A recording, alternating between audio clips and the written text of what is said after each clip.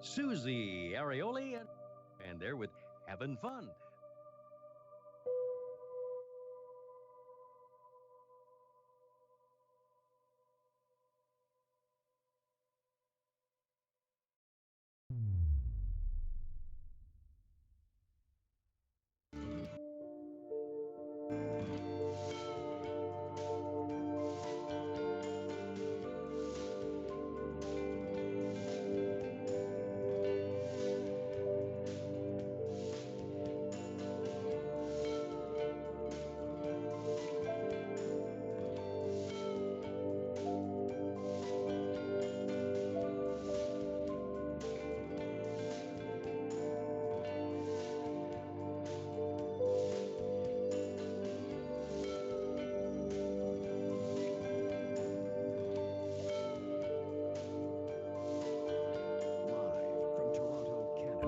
The Conspiracy Show with Richard Serrett from Zoomer Radio, AM 740.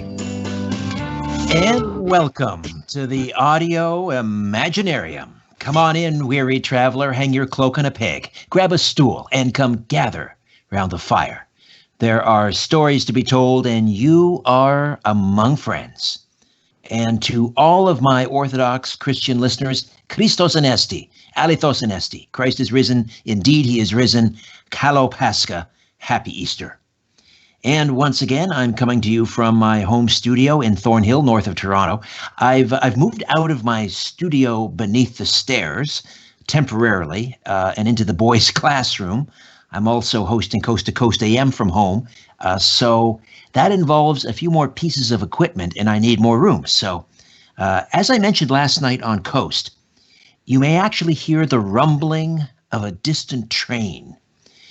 We are about 200 meters from a CN track, Canadian National Track, that moves a lot of freight east to west. In fact, this is, I believe, the busiest or one of the busiest CN rail corridors in Canada. But, you know, after living here for a number of years, I no longer really notice it. You may or may not hear it. But I love the sound of steel wheels on steel track and the haunting sound of a distant train horn. It's very comforting. Carlos Cagini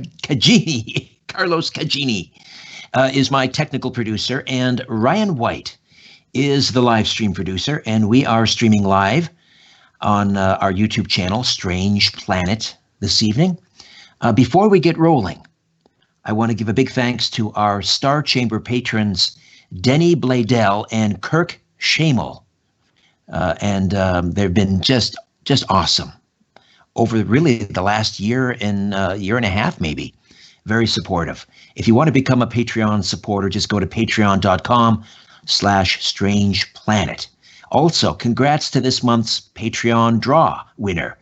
This is where we award some Strange Planet merch to one lucky Patreon supporter, and this month it's Rodney Estrada Rodney Estrada of Phoenix, Arizona. There'll be a mug, a Strange Planet mug, coming your way very soon. Rodney, thank you so much for your support.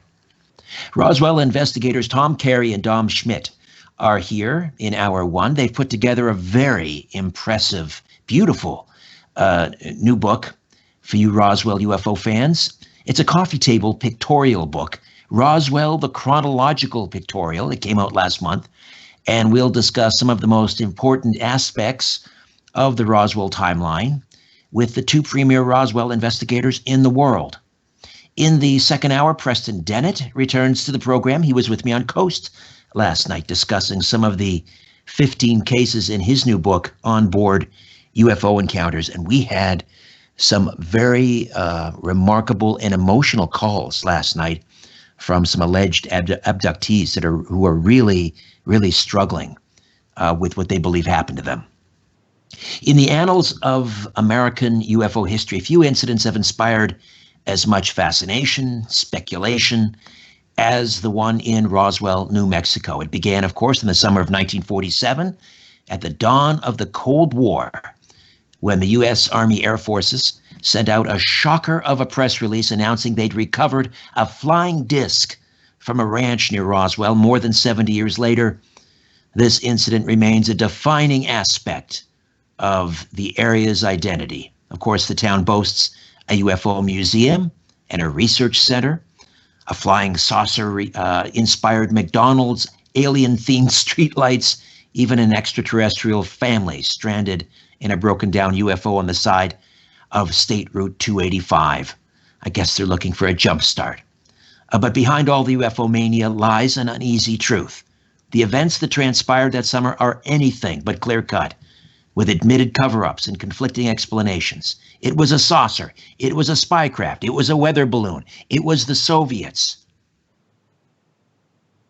Tom Carey has a bachelor degree in business administration from Temple University, a master's degree in anthropology from California State University, Sacramento, and he's also received a fellowship to pursue a Ph.D. in anthropology here in the University of Toronto. He became interested in UFOs while in high school, rekindled that interest in 1986 when he became the MUFON State Section Director for Southeastern Pennsylvania.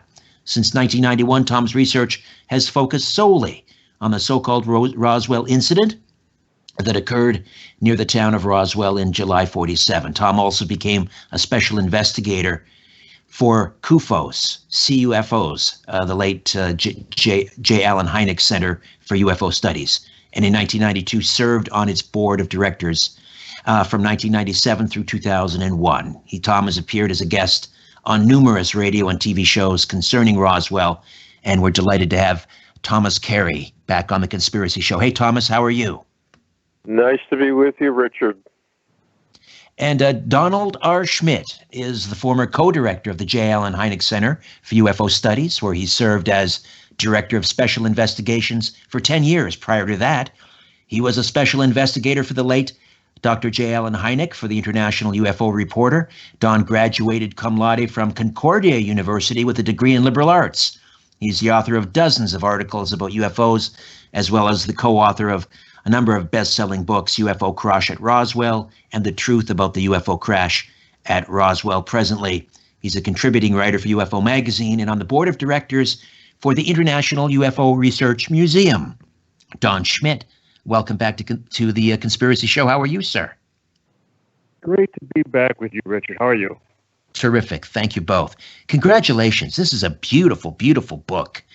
I don't know how to say this, but let me ask you, is this for you guys sort of the icing on the cake? Is this the last, UFO Roswell UFO? The icing, there's another one. It's a layer cake. It's a layer cake. There is another one right after this. Richard, we've written 3 books in the last year and a half. I spent most of the day going over the one we that came out last year called UFO Secrets Inside Wright-Patterson, and the book we're talking about tonight came out last month I lost track, in March. Yes. And then we wrote another one. It's called Roswell, the Ultimate Cold Case File Closed, thinking that would be that will come out June 1st of this year. So we thought, well, there you go, that's it. And thinking about it, we had one chapter in that book that's coming out that we said, hey, I think maybe we could do a whole book on that chapter. And so that possibly is another book that will probably come out next year. So the book we're talking about tonight, we can do it. It was an idea that we had, and really it was a joy to put it together. It's sort of our complete investigation covering the Roswell case from its inception in 1947 all the way through to the present, and we have over 400 photographic images in it. It's a coffee table book, and usually you have the images supplement the text, but in this particular book, the text supplements the images, and Right. it's the total timeline. Yes, for me, it's the perfect primer for, let's say, the person who has heard of Roswell. They may not know all of the details, but it's a great way for let's say, the casual Roswell UFO student to really verse themselves in the details. But and then also for the diehard Roswell UFO fans, if I can use that term, it's a great collector item because it's such a beautiful book. Well, and also because even for Tom and myself, it truly has cemented the case as to, the ultimate, UFO case of all time. And that as the book presents it minute by minute, hour by hour, day by day.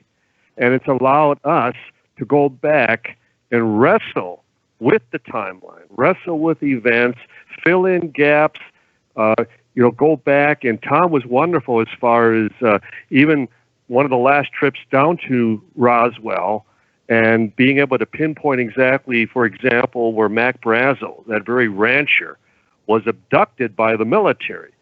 We thought it was at one location, and then just by retracing his footsteps and where he was at that time, and it makes perfect sense.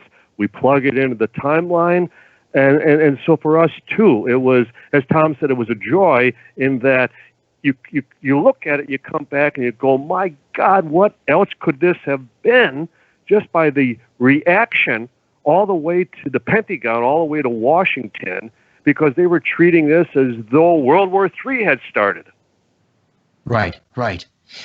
I wanted to just mention something that is in the acknowledgments, and you thank one of the researchers who was going over the weather data and old weather forecasts that allowed you to pinpoint the actual date of the crash, maybe even more than the date, almost right down to the hour. Tell me about that, how the weather data and forecasts helped you pinpoint the date of the crash. Well, witnesses early on in the investigation told us that they had heard of, there was a terrific thunderstorm. This is the monsoon season down in New Mexico in July. Heavy rain, heavy thunder and lightning, sometimes even thunder and lightning and no rain, but these huge thunderclaps. And several witnesses in the Corona area reported hearing something different between the thunderclaps. It sounded like a muffled explosion. And it was raining heavily that night. And but they all pinpointed this explosion that they heard during a severe thunder and lightning storm.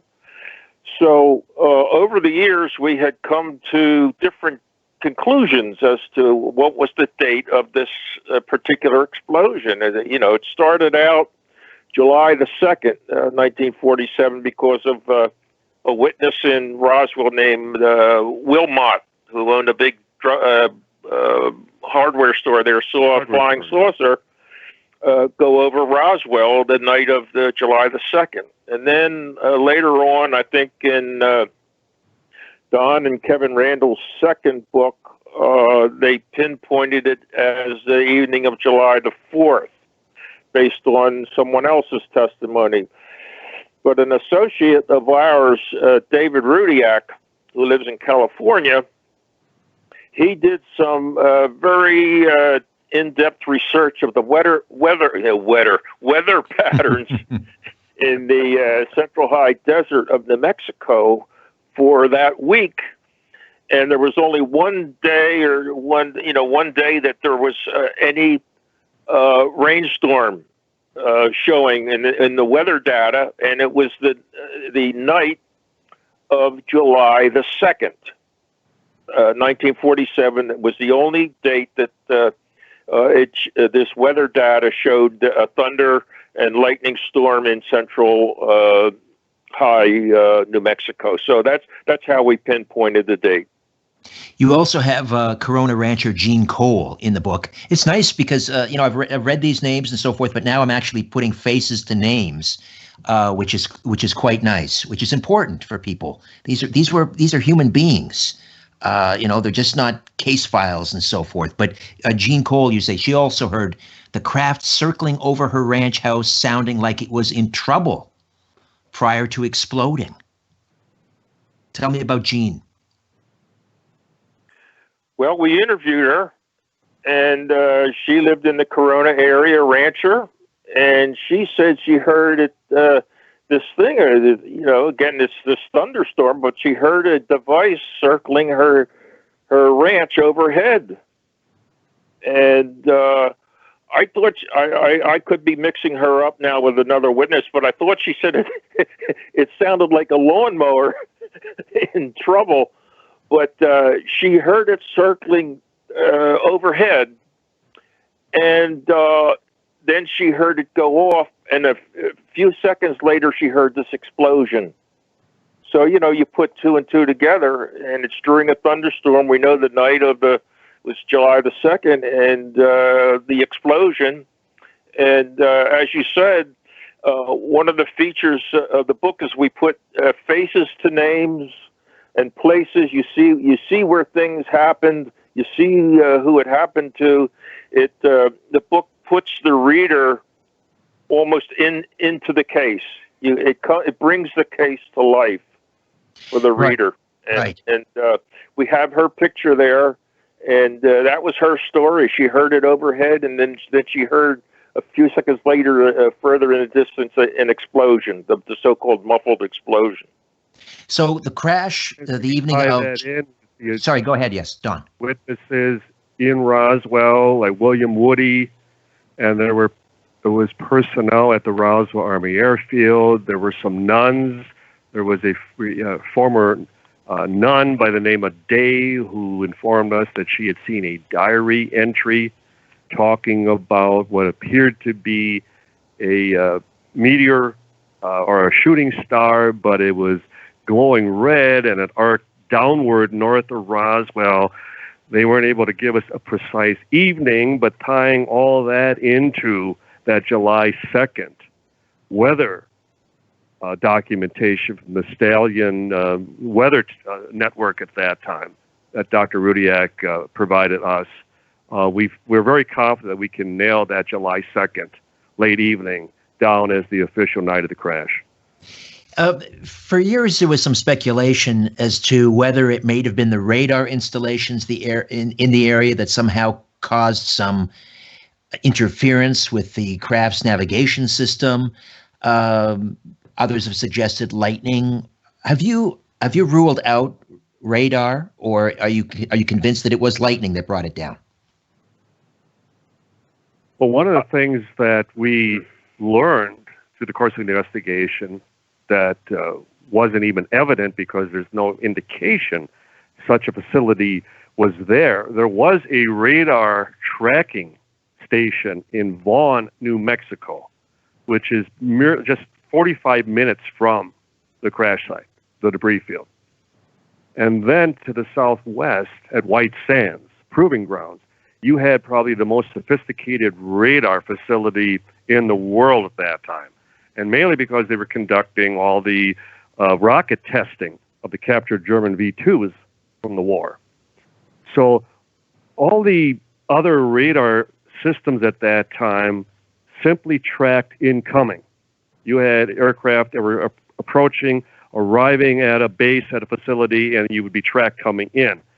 White Sands had radar that also tracked outgoing, departing aircraft. That's, again, they had the state-of-the-art for that time. And I think a number of our colleagues and other researchers have tried to create a triangulation between the different radar lobes from Kirtland up in Albuquerque, I mentioned Vaughn, and then White Sands, and then even in Roswell at that time. And those radar lobes, as they circle around those areas, guess where they all happen to intersect? Corona. Lincoln County, around Corona. Mm-hmm. So that's where they came up with the theory that maybe the radar created some interference with the craft, causing it to have a malfunction. Tom and I, though, tend to accept and side more with the notion that because of the severe lightning storm, that it's more likely that the storm had something to do with the crash. We're approaching a break here in about 2 minutes. I just wanted to comment on the map of the debris field, which is in Roswell, the chronological pictorial. Thomas, Carey, Don Schmidt, my guests and co-authors. How did you piece that together? It's a very detailed, very precise map of the debris field. Yeah, is that you're talking about the schematic? Well, it's a rendering of I don't know if I would call it a schematic, but it's it's I believe Don could address that better than I. I think it came from CUFOS, the Center for UFO Studies. Yeah, that was a drawing I did. It was put together by them. The first archaeological dig that we did in September of 1989, and based on the eyewitness testimonies, and then that first dig where we laid out a systematic grid and we mapped out the site for future archaeological work. Then we created that map of the actual expanse of the debris field from the upper pinnacle at the northwest, and then moving to the east-southeast about 9/10 of a mile, and how it had that fan pattern. We had, as described by witnesses, a gouge from the upper pinnacle that extended a few hundred feet. So all of that is based on eyewitness firsthand testimony. And so that's why, even for that purpose, back in 1989, we were able to even get out into the field and start looking for physical evidence.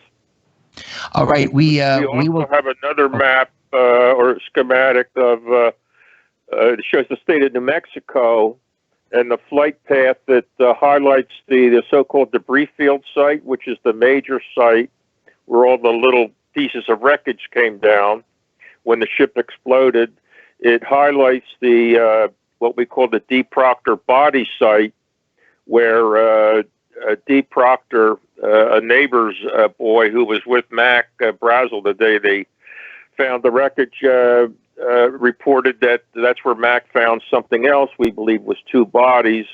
And then it shows the final, or the third site, the so-called what we call the impact site, where the remains of the ship, the inner cabin or a capsule of some sort, came to rest much closer to Roswell. All right, we'll take a quick time out, gentlemen. Back with more of my discussion with Tom Carey, Don Schmidt, Roswell, the timeline, right here on The Conspiracy Show. The truth will set you free, but first, it will really tick you off. You're listening to The Conspiracy Show with Richard Serrett from Zoomer Radio. I want to welcome a brand new sponsor to Conspiracy Unlimited, and I couldn't be more proud to be associated with the good people at Hero Soap.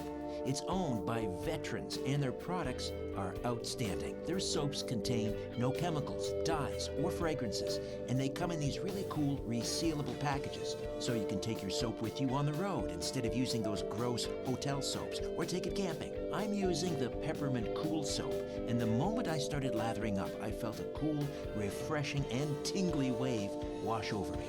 I felt more clean, more refreshed, more alive. And not only does my body feel refreshed, I feel good on the inside, knowing that the Hero Soap Company supports veterans. Sign up for the hassle-free monthly auto ship, and you'll never run out of quality natural soap again. And you'll save 10%. Plus, for every soap purchased through the subscription, one soap is sent to deployed troops around the world for free. If you want to get clean and feel refreshed and support veterans all at the same time, check out Hero Soap at herosoapcompany.com. herosoapcompany.com. Look for the banner ad at strangeplanet.ca/conspiracy show and in the episode notes for this podcast. Hero Soap. Let freedom clean. Care of yourself and be well. I feel in control of my own destiny. That's how one Zoomer magazine reader describes life: empowered. And that means taking charge of tough situations, like right now with coronavirus. Sort out the glut of information and zoom in on the practical action steps you need to take with help from Zoomer. A special report in this issue and updated every day on our website, everythingzoomer.com. The May June issue of Zoomer magazine on newsstands now. Zoomer magazine, life empowered. Don't be afraid of the dark. The Conspiracy Show with Richard Serrett from Zoomer Radio. To talk to Richard, call 416-360-0740 or toll free 1-866-740-4740. Welcome back. Just a reminder, coming up in the second hour, UFO paranormal researcher Preston Dennett. He's very prolific. He's got another book out. This one is Onboard UFO Encounters, 15 never before published case studies. And I mentioned earlier, Preston was with me on Coast last night, and we had some callers toward the tail end of the program, very emotional, from some alleged abductees. It was very, very moving. Thomas Carey and Don Schmidt stay with us. And Roswell, the chronological pictorial, is now available. If you have even a passing interest in the Roswell UFO incident, you got to get yourself a copy. It's just a beautiful book. And we'll tell you how to get a copy in here towards the tail end of the hour. Tom, you were talking about the D. Proctor site, which is the probable location where Mac Brazel said he saw, quote, end quote, something else. And that something else were humanoid bodies, two small humanoid bodies. When Mac Brazel was apprehended by the authorities, where did they take him? After he discovered the debris field, took it to see the sheriff, they called the Roswell Army Air Force Field. Where did they take Brazel, and what happened to him during that time? Well, he spent most of his time in the guest house, which is located right as you enter the base. It's not there anymore. It's been torn down. But fortunately, we got pictures of it long before it was torn down. So, which I might point out that a lot of the things that are in the book no longer exist.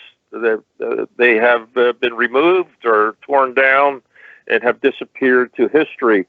But we have captured them for the book prior to their demise. But Mac Brazel was taken into custody. They found him once they realized what the crash represented, the fact that it was an extraterrestrial craft with little bodies, about 5 of them. Well, 4 were dead and 1 was still alive. Once they realized, we've got something here, they said, where's that rancher?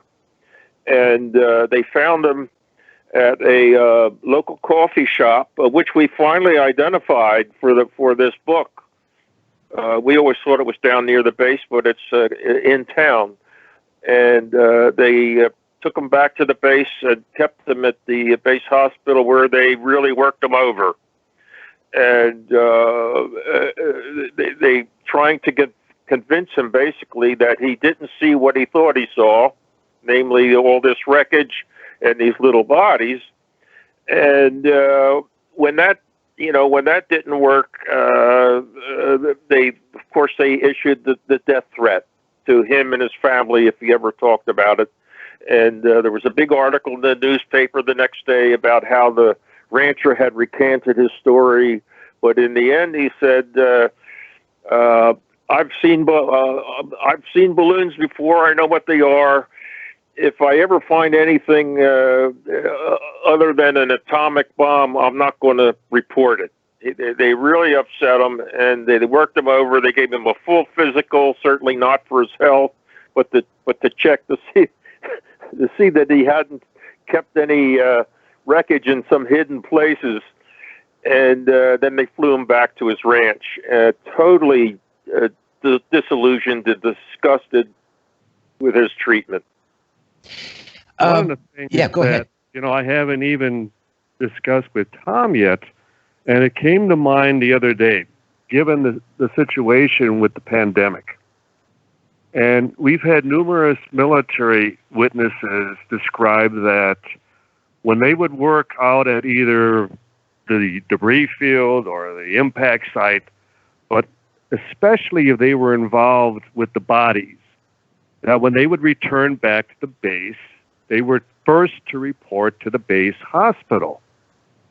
Well, that makes perfect sense, especially if you're talking about concern of contamination.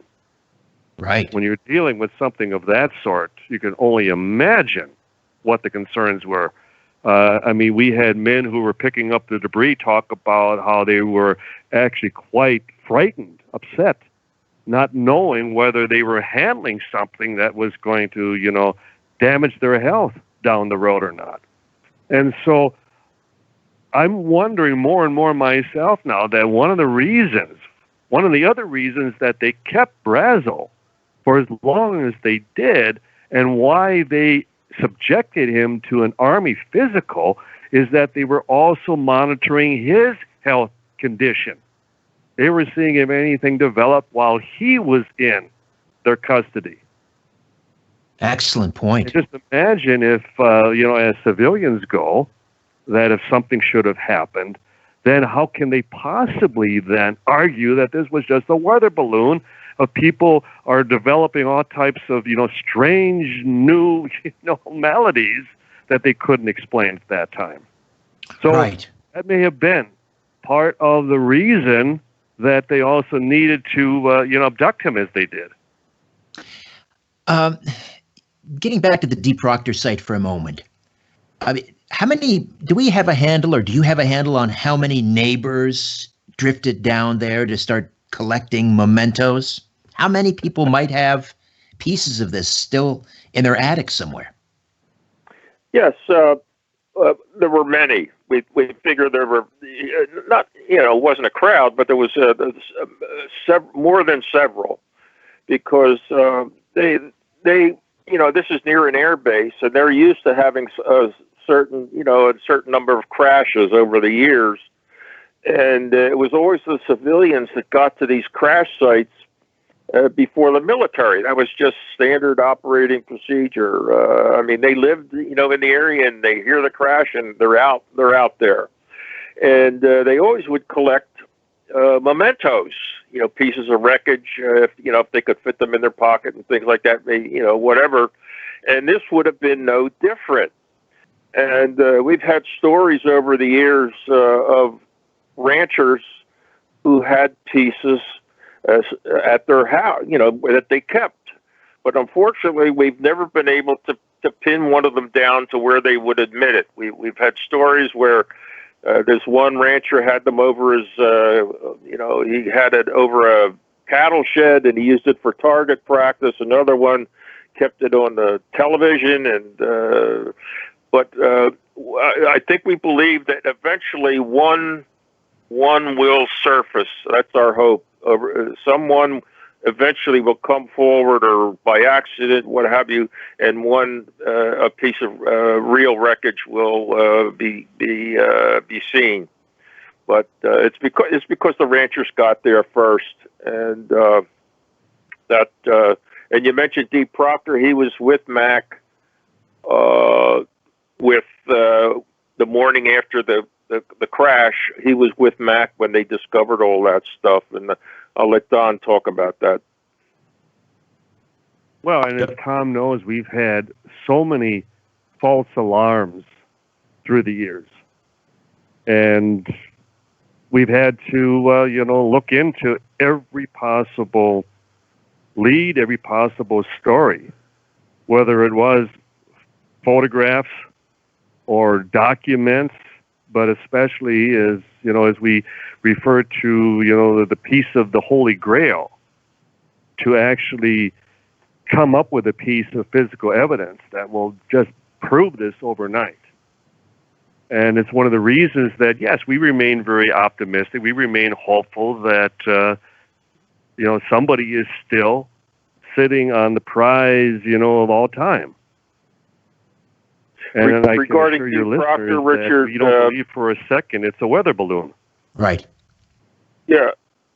Regarding, you had asked about D. Proctor, and the reason we know about that was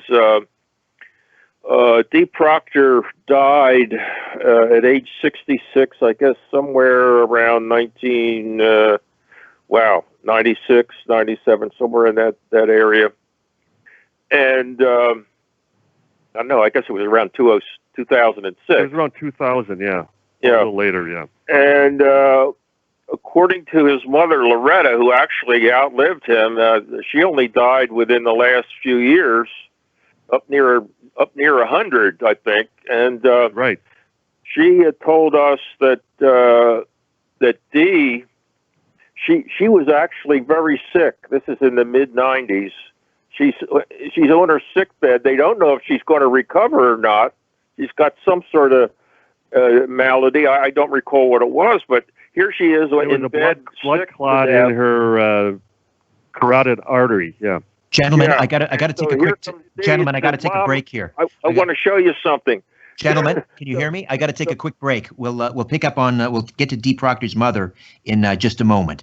Tom Carey, Don Schmidt stays with us as we explore the Roswell chronology right here on the Conspiracy Show. Back in a moment. When in doubt, blame the government. You're listening to The Conspiracy Show with Richard Serrett from Zoomer Radio. CARP presents Money You Didn't. My Strange Planet shop is filled to the rafters and bursting with great gear. Check out the Toxic Mail and the Protect Our Power Grid t-shirts. My personal favorite right now, though, is my line of t-shirts celebrating carbon dioxide, the miracle molecule that makes life possible on our planet. But there's more than just t-shirts. There's mugs, phone cases, great hoodies and sweatshirts, tote bags, stickers, and more. The proceeds from the Strange Planet shop goes to support the work I do here. They help make this podcast, Conspiracy Unlimited, and my weekly radio program, The Conspiracy Show, all possible. So, get on up to my Strange Planet shop today. Just go to strangeplanet.ca. Remember, Christmas is coming. It's a strange planet. Get the gear. Saturday and Sunday. Experience Idea City at home. Stop the spread. COVID-19 can be deadly. Everyone must act now. We must stop the spread to protect our families, our friends, our neighbors, and especially our most vulnerable. You may be unintentionally putting others at risk with your actions. Protect others. Stay home. Save lives. Do your part and act now. Visit ontario.ca/coronavirus for more information. Paid for by the Government of Ontario. You'll always remember the day you left the UK for Canada, but you forgot one thing, your pension. I'm Mike Rochford of UK to Canada Pension Transfers.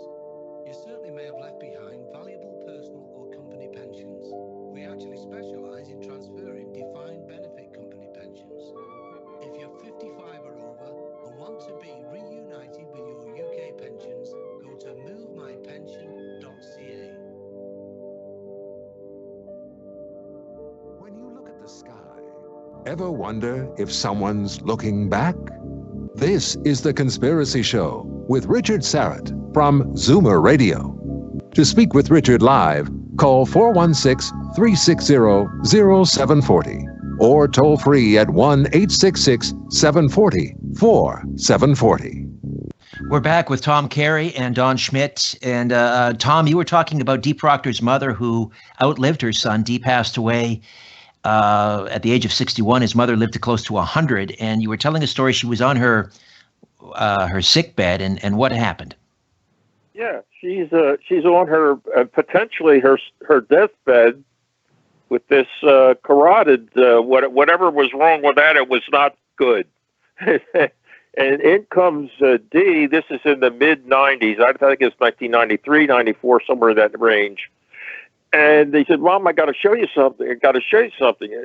And so he grabs her, bundles her up, puts her in his dusty pickup, and out they go into the desert, bouncing along. And this this is rough area. This is not like a paved highway. This is rough desert, and here she is, very sick, and he's taking her. He felt compelled. He had to show her something because he didn't know if she was going to make it or not. And they pull up to a low bluff. We've been there several times, and there's a picture of it in the book. We show you where it's at. And he says, "Mom, this is where Mac found something else." And I think that's all he told her. This is where Mac found something else. Well, Loretta already knew about the wreckage. Well, what could it be that compelled D. Proctor that he felt it was so important that he take his mother, who's on potentially her deathbed, out to show her where Mac found something else? And we learned from another witness that there were two little bodies there that had fallen out or were blown out when the craft exploded. And so that's how we found out about it. Because that's all he told her. Here's where he found something else. And we found later what it was. And we've been there. I won't say Don's been there more times than I have, but I've been there twice, I think. But there's a nice picture of it with me standing on the low bluff, pointing out where these two little bodies would have fallen. Right. There's, it's such a, back in 1947, it was a bustling little town. It had its own radio station, KGFL, on North Richardson Avenue. There's a wonderful picture there. It's now a hair salon, I believe. But Mac Brazel was kind of marched there by military escort, rather, to recant his earlier story, and he was on with the announcer Frank Joyce. Did you ever speak to Frank Joyce's descendants, children, or I don't know how long Frank Joyce lived, but to get his perspective on this story? He's the one that announced it.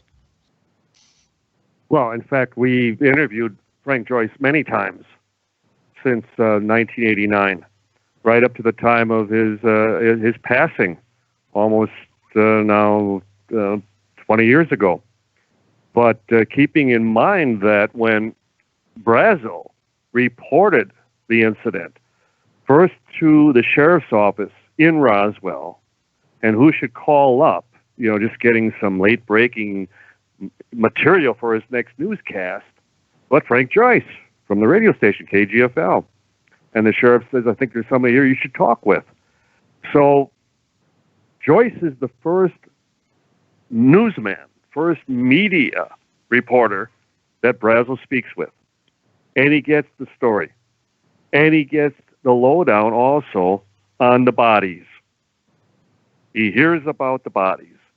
So that's one of the reasons that they had to, grab Brazel, because he has seen much more than just wreckage. He has seen non-human bodies associated with the crash. So it's one of the reasons that they then, as you described, Richard, escorted him to the radio station. Joyce is thinking he's going to get, the story of the century, and then he recants, as you mentioned. And he takes him off mic. They go out into the lobby, and then Joyce realizes, oh, now I see what's going on, because through the front door, he sees a number of MPs, number of military police standing there, waiting for the rancher. And that's when Brazel turns and says to him, Miss Joyce, they told me you would go awful hard on me if I didn't do exactly as I was told. And then just as he started to leave, Joyce then repeats, "But what about the little green men?" To which Joyce turns back and says, "But they weren't green." And so that's what ties, the whole D. Proctor site, also into the Brazel story. The fact that Brazel also was a witness to at least two of the bodies atop that bluff, atop that site. Gentlemen, this was a short segment. we'll come back and finish up some more questions regarding the chronology of the Roswell UFO incident, and we'll tell you how to get a copy of this wonderful coffee table book. My name is Richard Serrett. This is The Conspiracy Show. Don't go away.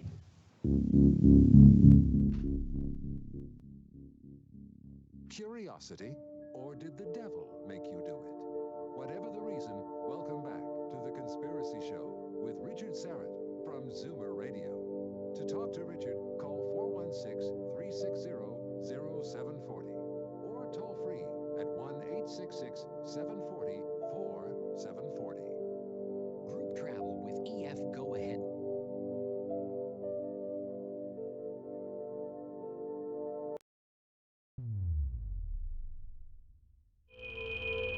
If you want to support my work here at Strange Planet, please consider becoming an official donor. It's easy. Just go to patreon.com/Strange Planet. There are several donation tiers to choose from $1 per month to $50 a month. For the month of December, new donors at the $10, $20, and $50 per month tier receive a free mug from my Strange Planet shop. Donors in the $20 tier also have their names appear on a crawl during the YouTube live stream of my weekly radio program, The Conspiracy Show. And donors in the $50 tier receive a special on-air thank you on my radio program. Whatever you give, your support helps keep my radio program and this podcast going. Help me pursue the truth wherever it leads. Patreon.com/Strange Planet. Thank you, and God bless.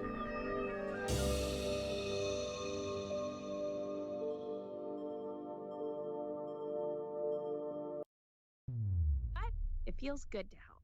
Go to JaniceHoneyman.com to see what my clients are saying about me. Janice, about your retirement plan, call 416-860-7781. As we get older, certain changes in our bodies will happen. Others, like frailty, can be avoided. Frailty leads to increased hospital visits, long-term care, and even death resulting from exposure to the flu or a fall. But there are steps you can take to avoid frailty. Remember the simple word, avoid. It stands for activity, Vaccinate, optimize your meds, interact socially, diet, and nutrition. avoid frailty. For more information, visit cfn-nce.ca. The truth is not out there. It's right here. The Conspiracy Show with Richard Serrett from Zoomer Radio. We are back. A few moments remain with Tom Carey and Don Schmidt, co-authors of Roswell, the Chronological Pictorial. Gentlemen, before we run out of time, tell us how we can get a copy of this wonderful coffee table book. Well, I guess most people these days, they go to Amazon online or Barnes & Noble. I think it's also online at Barnes & Noble and iTunes and a few other online venues, quite frankly, I never heard of. But you can get them online. If it's not on our website, I will put it on there tomorrow. I'll check tomorrow to see if it's on our website, and you can click there, and I'm sure it'll take you to Amazon. And our website is www.roswellinvestigator.com. That's www.roswellinvestigator.com. And I don't know, it's supposed to be in Barnes & Noble bookstores. If they still have Barnes & Noble bookstores, you should be able to get it there. All right, Roswell, the Chronological Pictorial. I wanted to ask you about the southwestern branch of the Counterintelligence Corps. You have a picture of the agents there posing for a picture in Albuquerque in the late 40s. Two gentlemen, Sheridan Cavett, and I'm not sure if Colonel Thomas Dubose was a member of the Counterintelligence Corps, but I'd like to hear about these two gentlemen, how they fit into this picture, and what they told you. Well, Colonel at that time, Thomas J. Dubose, would have been the Chief of Staff of the 8th Air Force. His boss would have been General Roger Ramey, who happened to be the boss of the Colonel William Blanchard, the base commander of the 509th Bomb Group headquartered at Roswell. So the infamous weather balloon press conference that happened not at Roswell, where they shifted all attention from New Mexico over to Fort Worth Carswell Army Airfield. And DuBose is pictured with his boss, General Ramey, in two of those pictures of the switched weather balloon with the radar reflector kite. And I'm sure most of your listeners have seen one version or another of those pictures. But DuBose, before he died as a brigadier general, and he signed a sworn affidavit, he swore that the balloon was a hoax, that it was a cover story to get the press off of the general's back, as he put it. So he acknowledged that they were the ones who switched the balloon. They substituted the balloon for the actual material. So we couldn't get a much higher ranked as far as witness to the cover-up in that regard. And in mentioning Sheridan Cabot, he was a captain with counterintelligence. He was stationed at Roswell at that time. He would retire lieutenant colonel. And in interviewing him numerous times, in person and over the phone, he at first would swear he was not even at Roswell, and then I was there, but I wasn't involved. And eventually he even acknowledged that, well, it could have been a flying saucer, but I wasn't involved. And then he would go on to become the star witness for the Air Force's Project Mogul report that came out in 1994, where, he claimed that he was the only one who recognized it for what it truly was, this Russian spy balloon, but he never bothered to tell anyone else at that time. So Cabot, even his own family, his sons, Joe and Bates, they tried to get him to talk right up to the time he died, and all he would say was, "I'm not ready. I'm not ready." So he acknowledged that there was still a truth, that there was still more that he could tell, but he was never ready, and he ran out of time, unfortunately. That reminds me, you mentioned, his family wanted him to tell more, but he wasn't ready. It reminds me of Nathan Twining. I guess it's Nathan Twining Jr. who writes the foreword, who passed away in 2016, and talking about his dad and how his dad just wasn't prepared ever to sort of tell what he knew to his own son. Talk to me about that. We were good friends with Nate Twining Jr. He had residences in both Albuquerque and Baltimore. And when we would fly into Roswell, we would stop overnight on our way in Albuquerque and stay with Nate Twining Jr. And he told us that his father would not discuss Roswell with him. So we had to take him at face value. But Junior did lead us to several other witnesses, which were a big help to us. And I have to tell you that he always called me Jim Carrey, like the actor. But I said, no, it's Tom. But he said, you guys, meaning Don and me, he said, you guys are my heroes. You guys are my heroes because you're doing what my father would have wanted you to do. And I still remember him saying that. It made us feel very, very respected, and it made us feel good.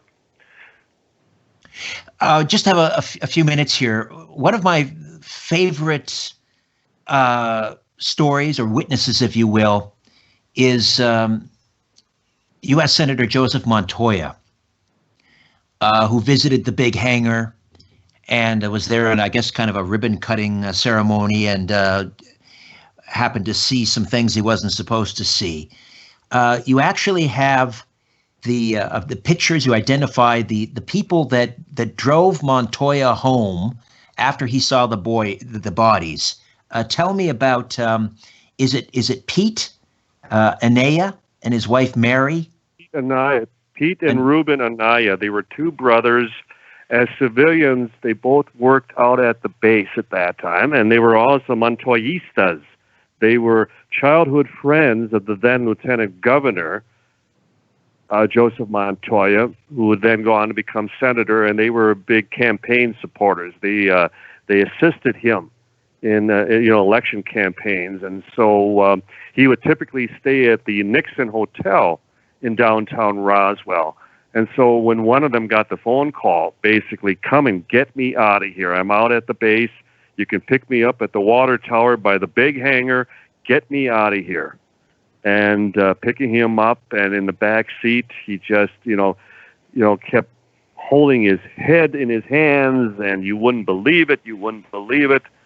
And then I need a drink. And once he got back to one of their homes, and that's when he went on and on how they weren't human. And so the story was that he was taken to Hangar P3, which is now Building 84, and that he was shown the survivor. He saw it on the concrete floor, and he noticed that the knee was rocking back and forth, and he thought he could hear it actually moaning, groaning in pain.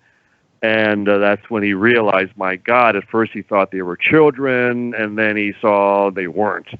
But he would always warn the Anayas that if you ever say a word about this, I will tell them you're liars. You're liars. You're not telling the truth. Now, Pete's wife, Mary, also described to us that the husbands, got in trouble. That very evening, there was a big argument out in the front yard with one of the officers from the base that came to pay a visit to her husband and her brother-in-law. And they were threatened, they were warned at that time that if they ever talked about what had transpired, that the families would also be in jeopardy. One of the documents we don't have time to discuss, so we'll have to have you back on, but people can buy the book and find this. I think it's maybe, I don't know, agree, disagree, one of the most important documents regarding Roswell, and that is the sealed statement of former Roswell Air Base PIO Walter Haut with instructions to release it after his death. He died in 2007. We have about a minute and a half. Just give people a tease about that document. We have it as I think we have it in an appendix in the back of the book, and we thought we knew Walter very well, but all he would ever say publicly was, well, I delivered the press release from my commanding officer to the local media, and that was it. But over the years, we learned from other witnesses that Walter had to know more than he knew more than what he was telling us. So we put together a list of things we believe Walter was involved in and what he knew, and we said, Walter, we would like to get a sealed statement from you, because he was honoring a pledge from his commanding officer never to talk about it while he was still alive, of all the things he knew, what we believed he knew. And we said, take a look at this with your family, with your lawyer, whoever you want, and add what you would like and subtract what you don't like, and we will put that in a sealed statement. And he agreed to it, and you can find it in the back of the book. Fantastic. And he certainly did know more and was involved in more than what he was saying publicly. Well, again, gentlemen, congratulations on Roswell, the chronological pictorial of Amazon, Barnes & Noble. Just type the title into your search engine, and you'll find it. Again, gentlemen, thank you so much for your time, and hope to talk again soon. Thank you, Richard. Look forward to it, Rich. Thank you. All right, when we come back, Preston Dennett, longtime paranormal UFO researcher with 15 never-before-published cases of onboard UFO encounters. My name is Richard Sarrett. This is The Conspiracy Show. Stay with us.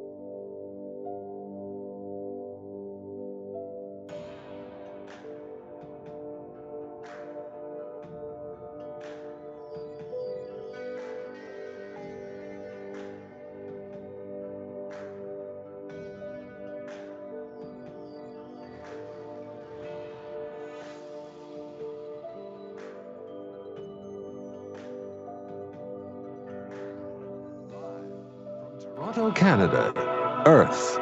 The Conspiracy Show with Richard Sarrett on Zoomer Radio. And thanks for inviting me into your home. Long-haul truck, RV, camper, taxi. Your parents' well-appointed rec room with the simulated wood paneling, electric fireplace, and the painting of dogs playing poker. Your loft, that greasy spoon just off the interstate, and your cabin in the woods. Hello to everyone listening in on our flagship station, AM 740 and 96.7 FM, Zoomer Radio here in Toronto. Hiya to those tuning in on one of our affiliate stations across North America, and hey there to everyone streaming us live at zoomerradio.ca and on the YouTube channel Strange Planet.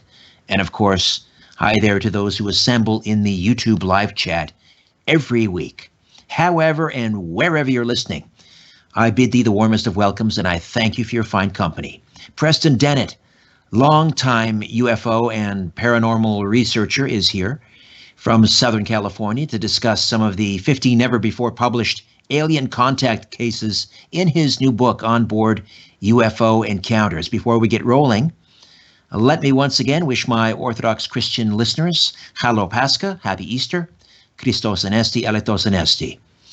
If you haven't subscribed to my free monthly newsletter, Inner Sanctum, just go to strangeplanet.ca, strangeplanet.ca to register. Inner Sanctum contains my monthly brief, a This Month in Conspiracy History feature, a book club, a spotlight on a previous guest, and much more. Again, subscribe to Inner Sanctum today.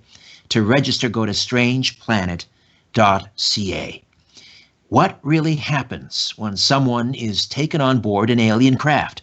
Well, the answer may surprise you. You're about to hear some remarkable and disturbing accounts which provide an extensive exploration deep into the heart of the UFO phenomenon and show just how fascinating and strange UFO contact can be.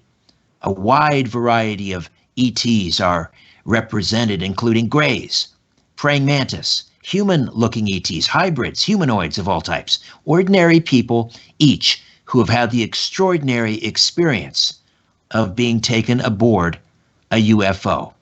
Preston Dennett began investigating UFOs and the paranormal in 1986 when he discovered that his family, friends, and coworkers were having dramatic, unexplained encounters. And since then, he's interviewed hundreds of witnesses and investigated a wide variety of paranormal phenomena. He's a field investigator for the Mutual UFO Network, a ghost hunter, a paranormal researcher, and the author of more than 13 books and more than 100 articles on UFOs and the paranormal. His articles have appeared in numerous magazines, including Fate, Atlantis Rising, MUFON, UFO Journal, Nexus, Paranormal Magazine, UFO Magazine, Mysteries Magazine, Ufologist, and others. His writing has been translated into several different languages, and he's appeared on numerous radio and television programs, including Coast to Coast AM, just last night with yours truly. And additionally, Preston has taught classes on various paranormal subjects and lectures across the United States. Preston Dennett, welcome back to The Conspiracy Show. How are you?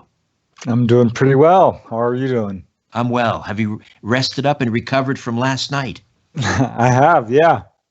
That was a remarkable, we had I thought, a wonderful discussion, but the callers towards the tail end of the program, very emotional. How did you feel about some of those calls?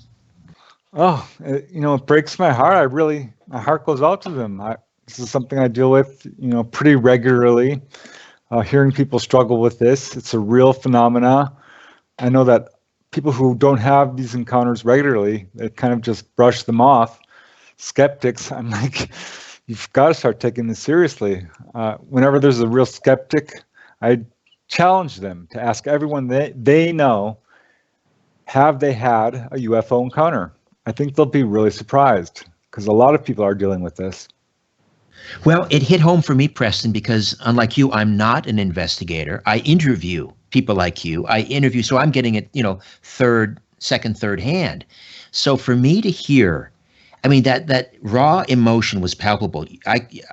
For people who didn't hear, there was one caller in particular, Daniel from Arkansas, who called in and began to recount his memory of what sounded like an abduction, sounded like his experience aboard some sort of a craft. He described in pretty good detail, and then he just broke down. And for me, that's when it hit home.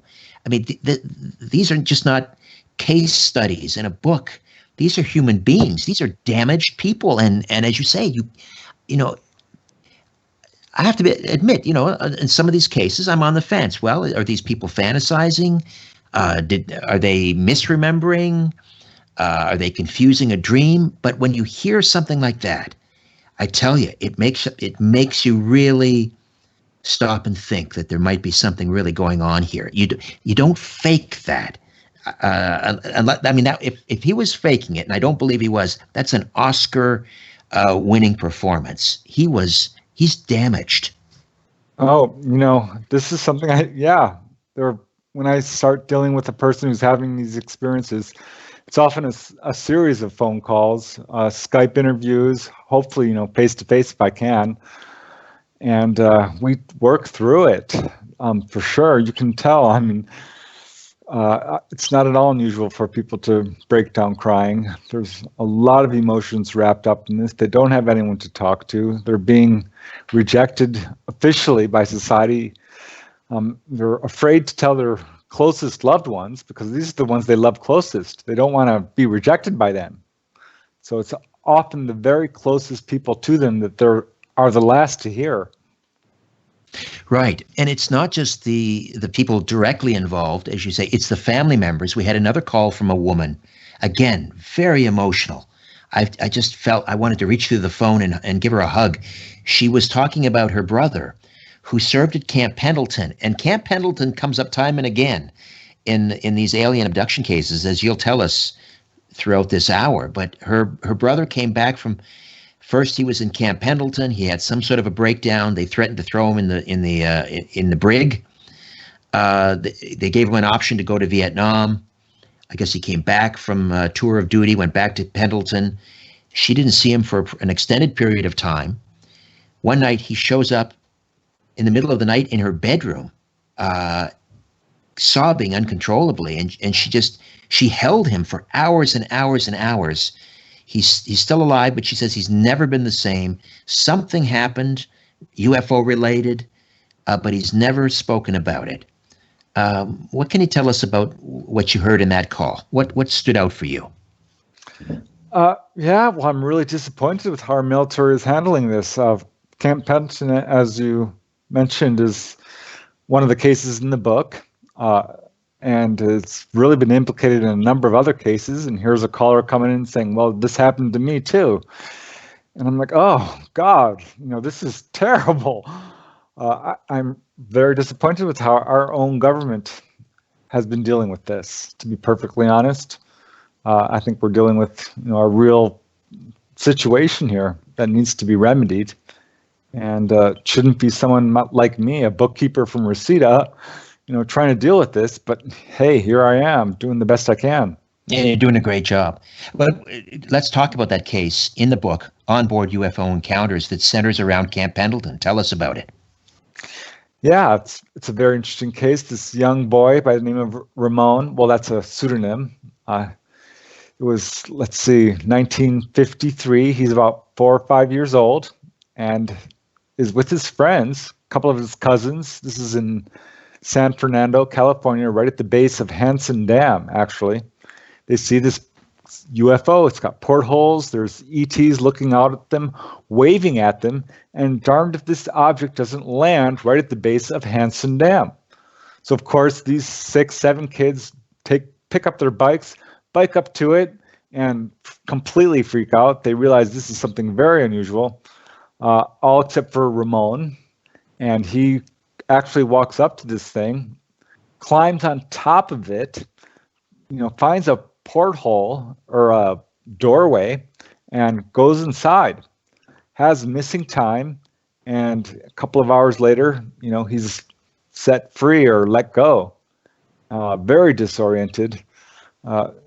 His is a real complex case, so I'm going to shorten this up a little bit. But over the next week here, he had a repeat of this experience. He would wake up in the middle of the night and we pulled out of his house, right through the closed door, down through the living room, and to the base of Hansen Dam, where there was this UFO that had landed again. And he's taken on board. And after it happened like 3 or 4, 5 maybe times, he started to really remember what happened. He remembered being placed in a chair. He saw a view screen. There were stars moving around. He remembered being examined. It was very painful. He saw grays. He couldn't describe them too well. He said they were very scary to look at. And this is how it kind of all started. Now, following this, he had experiences on a pretty much ongoing basis. All up through his teenage years, he would have abductions. Pretty much always the same thing, him being examined. It was never really a pleasant thing for him. And as he's at age 17, he's having a hard time. He's getting involved in gangs and in a bad neighborhood. He's got to change his life, so he decides to join the Marines. He's 17 years old. He's not really of age yet. He gets a waiver from his parents, and boom, he finds himself stationed at Camp Pendleton. Now, Camp Pendleton has a UFO history. I'll just put it that way. One story that comes to mind is from Leonard Stringfield, who interviewed a soldier who was involved in a crash retrieval incident, who was taken from that area to photograph a crashed UFO. So they've got a lot of UFO history. So here he is stationed, he's 17 years old. He's suddenly got a crypto clearance, top secret. He's sitting in his office, and 2 higher ranking officers, one was a corporal, I forget what the other one was, a captain, start talking about crashed UFOs, alien bodies. And he's thinking, oh my gosh, what's going on here? They shouldn't be talking so loudly. I shouldn't be hearing this. Later, he realized it was all just a setup, because next thing he knows, he's volunteered against his will, quote, to do this project for the, quote, betterment of our country. And he finds himself, there's a lot of shady stuff going on here. He was really manipulated. He doesn't remember everything that happened.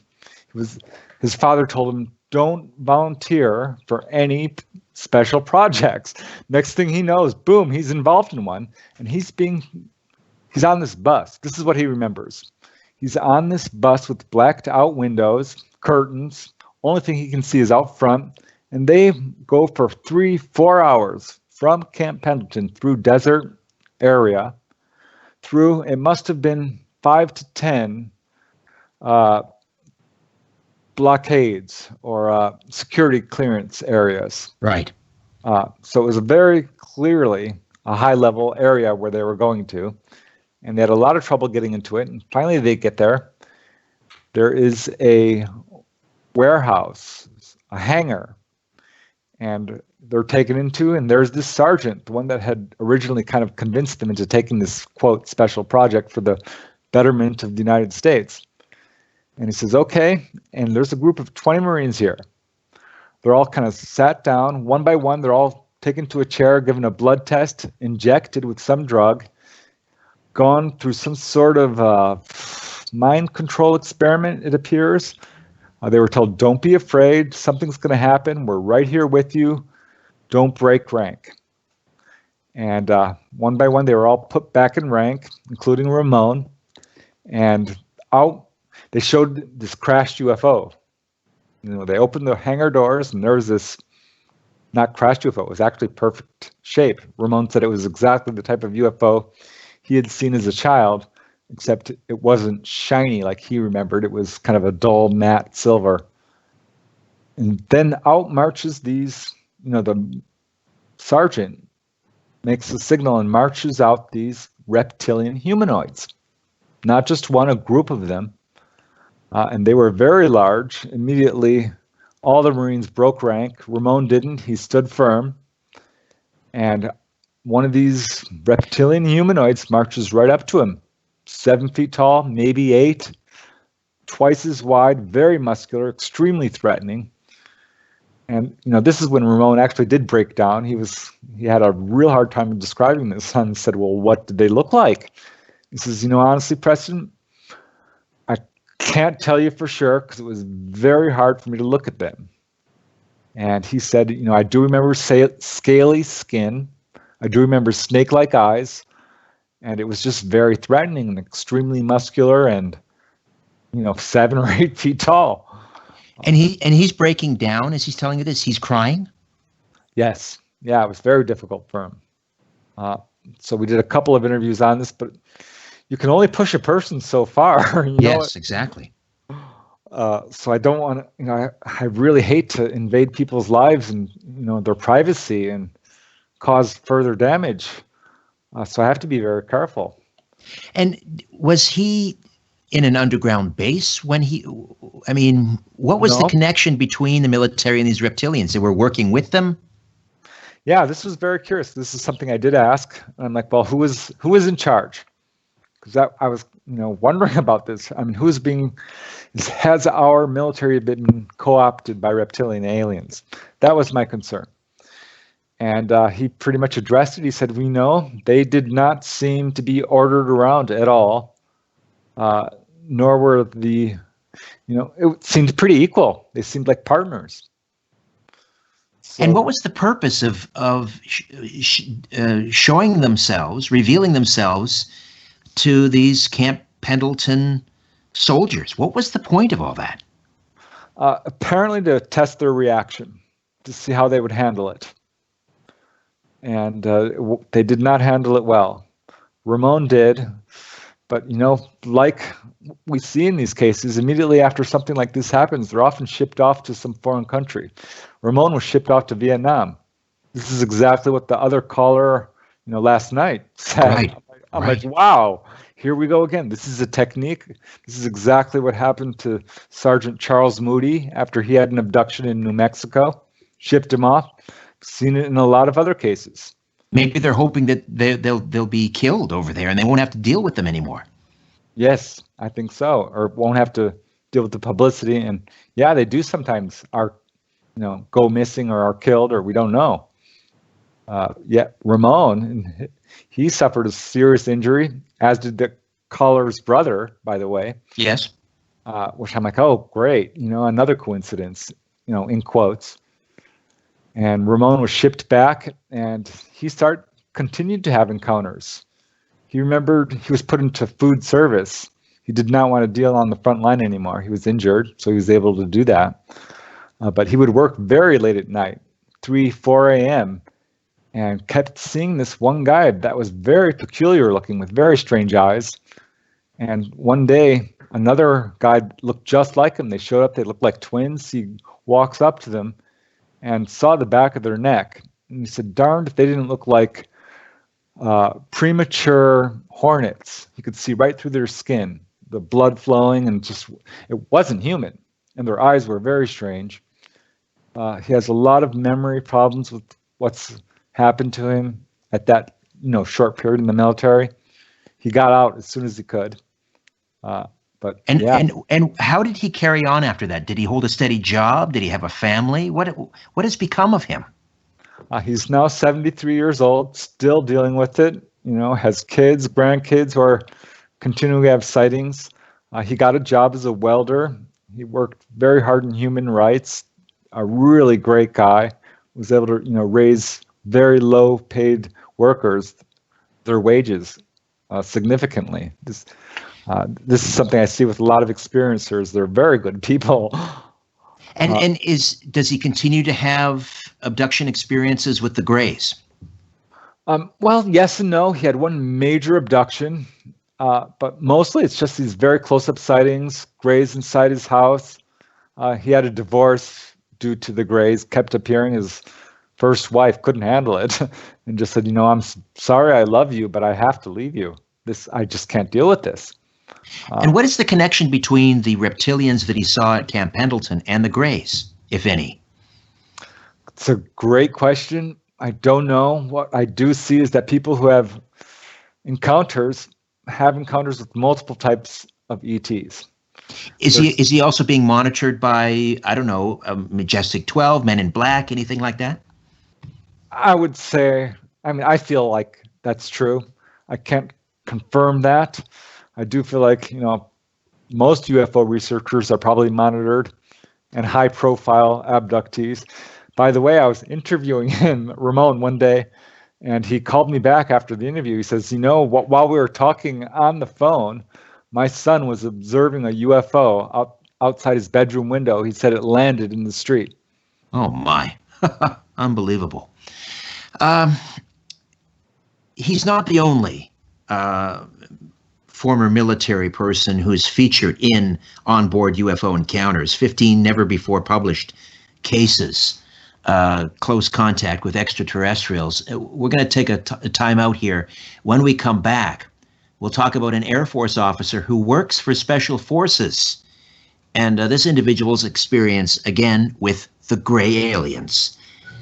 Preston Dennett, my guest. Back with more in a moment, right here on The Conspiracy Show. Stay with us. If you're sure your phone isn't tapped, call now.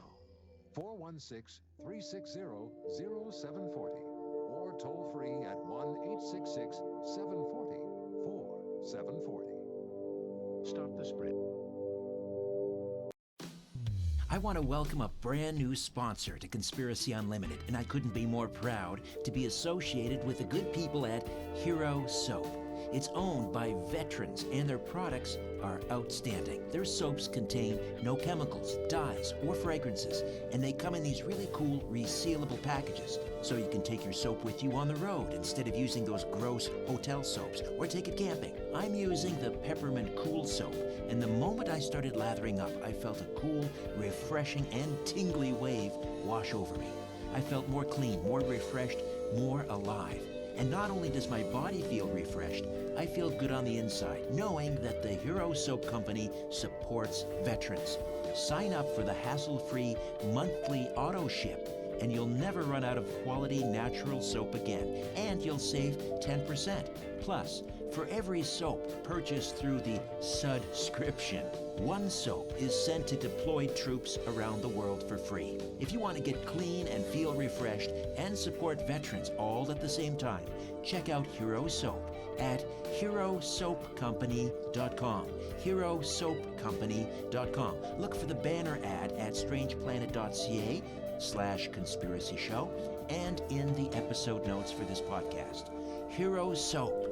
Let freedom clean. Stay safe. So you're at home, but did you know a world of ideas is still at your fingertips by watching Moses Neimer's Idea City Talks? Each talk is only 20 minutes long, so in no time you can sample the biggest ideas from the brightest minds on the planet. Technology, space, climate, animals, health and longevity, all yours to freely discover. Watch now at ideacity.ca. You can also listen to Idea City right here on this station at 6:30 a.m. every Saturday and Sunday. Experience Idea City at home.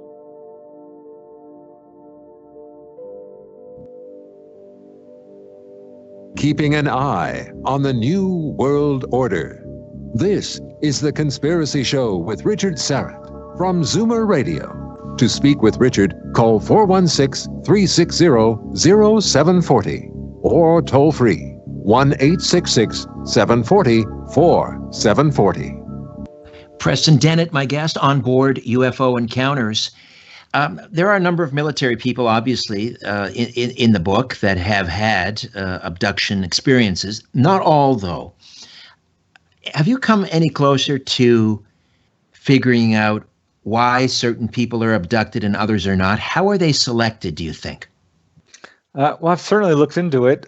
I can only speculate. It's pretty evenly divided between men and women. I see no patterns in terms of race, religion, geographic location. The only pattern I did notice is profession.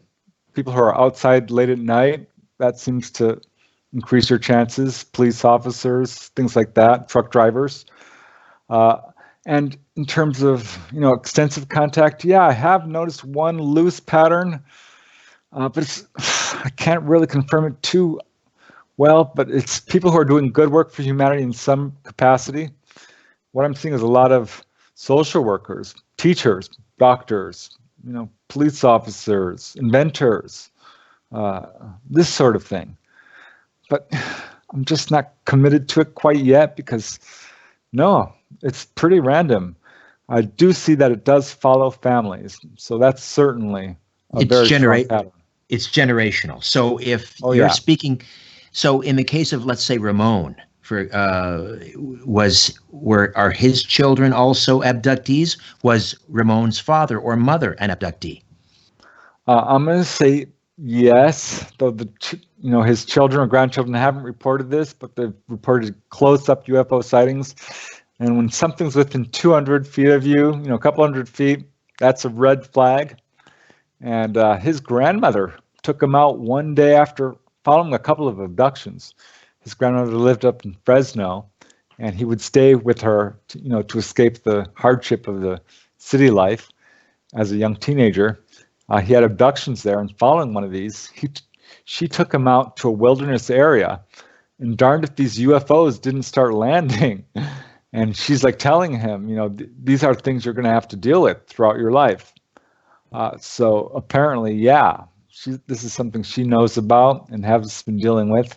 She took a spiritual viewpoint towards it and thought it was, something religious, which, something himself has adopted.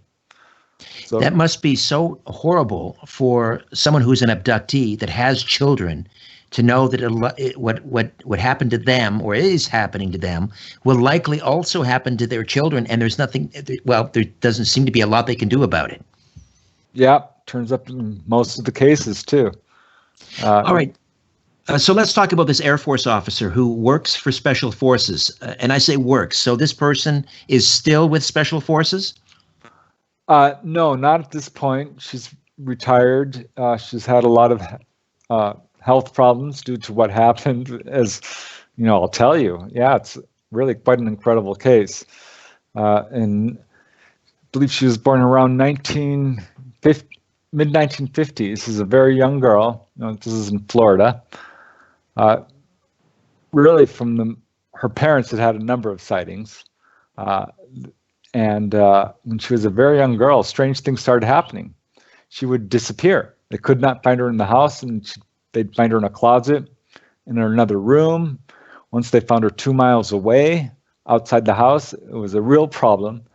And as she became a young girl, she started having visitations in her bedroom by gray-type ETs. Her father was in the military, very highly placed with NASA, an architect, and pretty influential within his capacity. And I think it was age 13, 14, Dolly is her name. She's gone public. She's letting her real name be used. She's ready to go forward with this. She had a very dramatic sighting at her home in Florida. This is near the Florida Everglades. There was confirmation of it in the newspaper the next day. She saw a number of UFOs. One dropped down out of the sky. It was right behind her house. Suddenly, she realizes it's looking at her. It sends a beam of light, and she's extremely frightened. She turns to run. Her whole room fills with light. Next thing she knows, it's the next morning. So this is how it all kind of started for her. Her father, trained her in a lot of science areas. She's trained in martial arts. She's a very intelligent woman, very accomplished, and got involved in the military and became employed by the Army Department of Defense, can drive pretty much any vehicle, and was employed for, driving very special cargo. And let's see, I believe it was in 2008. She's working at Fort Benning and is on her way to work. Not feeling well, she's having a lot of trouble at home, and sees this UFO following her. It's very large. It's completely silent. She's familiar with aircraft. She knows pretty soon this is something unusual, especially when it comes zooming towards her car and basically buzzes it. It's like 200 feet over her car, makes a U-turn, right, stops there in front of her car, in front of her windshield, and sends her a telepathic message that's very strong. She hears it, very strong. It says something is bad at home. And she was confused by the message because she doesn't know what home really means. Is that Earth? Is that her own home? So she's pretty confused by it. So she goes home, goes to sleep, has a powerful dream of this incident. And this time her husband's name is attached, her ex-husband, I'll just say. And so she started watching him very carefully because at this point he was acting very aloof, very strange.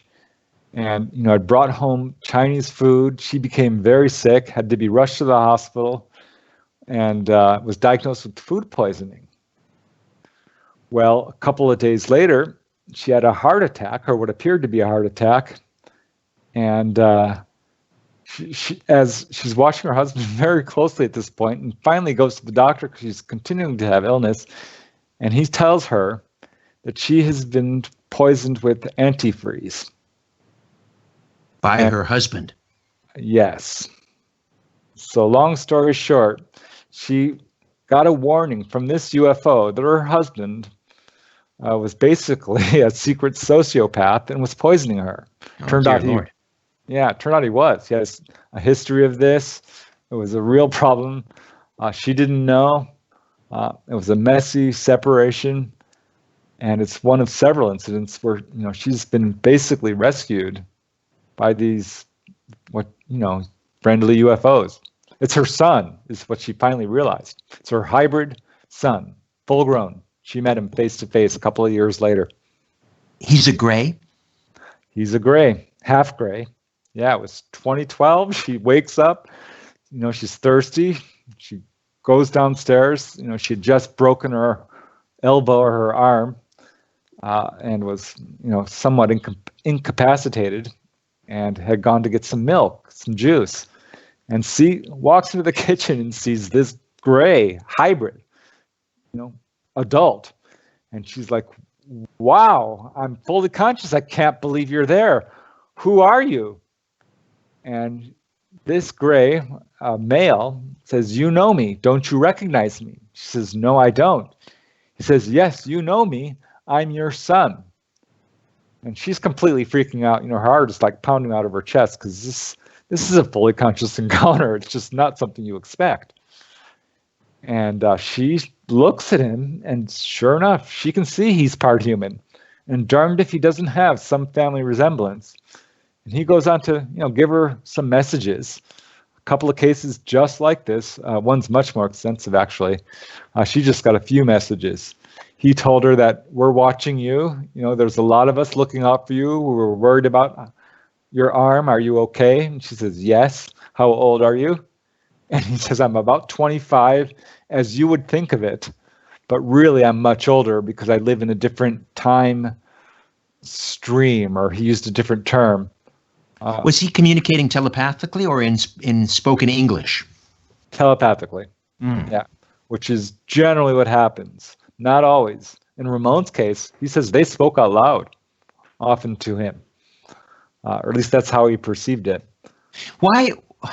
Maybe it's a result of this being a hybrid, so having some humanity there. But often we hear the grays being described as just emotionless and clinical and kind of cruel. And yet then we have these cases where the grays are very empathetic, sympathetic, kind. Right. Yeah, I've got about 3, there's 15 cases in the book. And I thought, hey, this is a good opportunity because I kind of brought these cases together based on the qualification that these are people who have been taken on board. That was really the only qualification I looked for when putting these cases together. I thought, okay, well, how many have had positive experiences? How negative? What's going on here? About 2 or 3 have had, what I would call pretty unfriendly, not fun, horrendous, even horrific abductions. They don't like it. And right on the other spectrum, there's about 5 that are really positive. And the rest in between have sort of a mixture of positive and negative. Most feel they're dealing with ETs as we think of them in the classic sense. But I have to tell you, not all of them. One thinks perhaps these guys are demons, demonic. One thinks, I think they could very well be angelic. Another guy says, I don't think they're ETs at all, honestly. He says, I think they wear different masks. This is a intelligence that takes on different forms. I don't buy it that they're aliens at all. All right, Preston, we'll take a timeout, come back, and continue to delve into some of these remarkable cases, never before published, on board UFO encounters with Preston Dennett. My name is Richard Serrett. Stay right where you are. We'll also open up the phone lines and take questions and comments right here on The Conspiracy Show. The truth? You can handle the truth. The Conspiracy Show with Richard Serrett from Zoomer Radio. To get the truth, call Richard now at 416-360-0740 or toll free at 1-866-740-4740. My Strange Planet shop is filled to the rafters and bursting with great gear. Check out the Toxic Male and the Protect Our Power Grid t-shirts. My personal favorite right now, though, is my line of t-shirts celebrating carbon dioxide, the miracle molecule that makes life possible on our planet. But there's more than just t-shirts. There's mugs, phone cases, great hoodies and sweatshirts, tote bags, stickers, and more. The proceeds from the Strange Planet shop goes to support the work I do here. They help make this podcast, Conspiracy Unlimited, and my weekly radio program, The Conspiracy Show, all possible. So, get on up to my Strange Planet shop today. Just go to strangeplanet.ca. Remember, Christmas is coming. It's a strange planet. Get the gear.